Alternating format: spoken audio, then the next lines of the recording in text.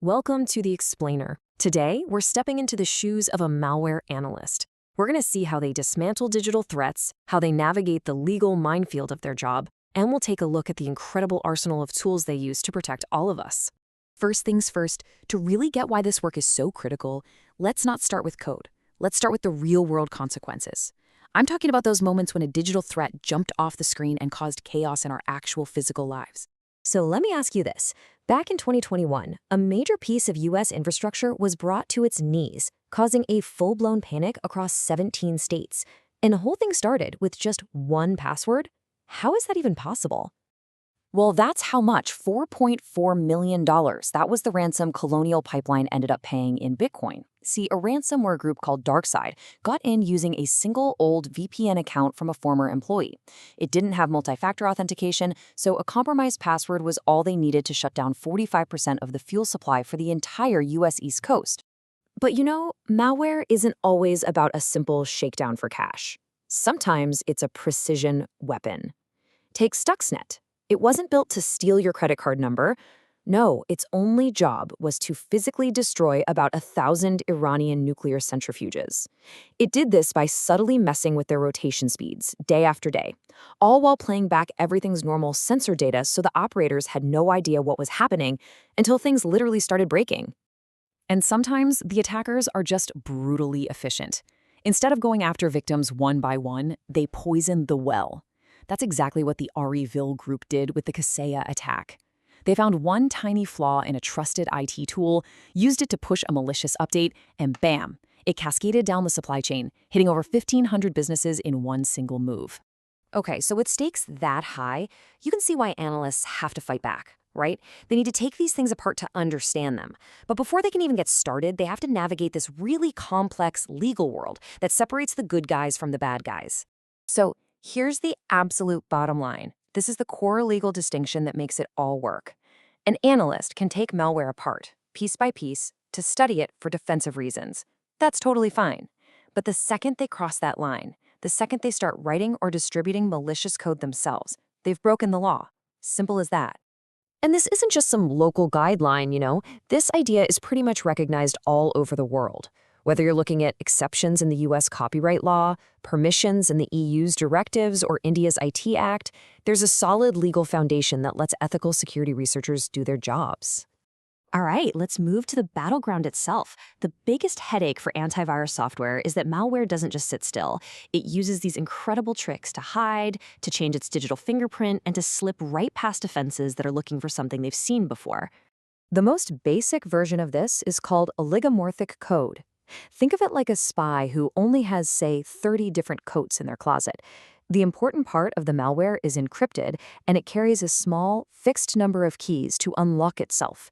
Every time it infects a new computer, it just picks a different coat from the closet. Now, polymorphic malware, this takes it to a whole other level.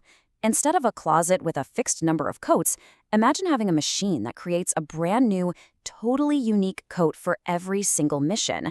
The secret agent inside is the same, but the disguise it's wearing looks different every single time, which makes it practically invisible to scanners looking for a known pattern. But the true master of disguise, the real heavyweight champion, is metamorphic malware. Now look at this last column. This is what's so wild. It doesn't just change its coat. It rewrites its entire body with every infection.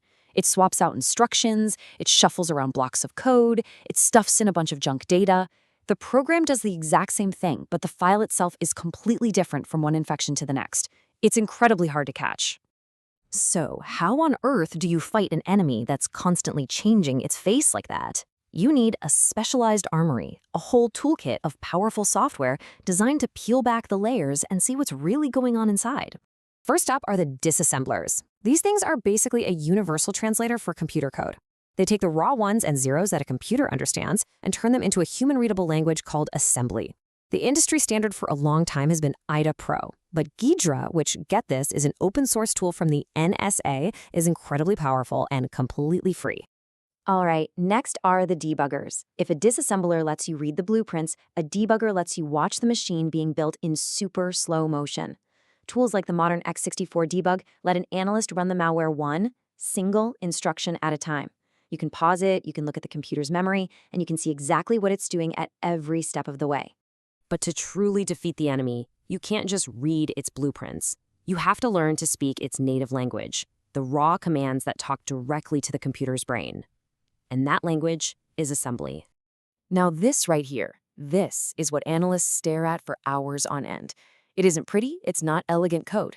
It's the raw, direct language of the machine. Simple commands like MOV to move data around, or JMP to jump to a different part of the program. It's in these tiny instructions that all the malware's secrets are hidden, right there in plain sight. And you even have to know the weird dialects of this language. For instance, most computers use something called Little Endian, which is really just a fancy way of saying they store numbers backwards from how we write them. So the number 1, 2, 3, 4, 5, 6, 7, 8 actually gets stored in memory as 7, 8, 5, 6, 3, 4, 1, 2. And knowing that tiny detail is absolutely critical, because if you read it in the wrong order, nothing makes sense. Okay, but taking apart one single program at a time is slow, right? And analysts are dealing with thousands of new threats every single day. Winning one battle is great, but to win the war, you have to automate the fight. And that's where sandboxes come in. This quote just nails it perfectly. You can't manually check every suspicious email attachment. So instead, you send it to a sandbox, an automated, isolated environment, and you let the robot poke it while you watch from a safe distance. And the process is simple, but so effective.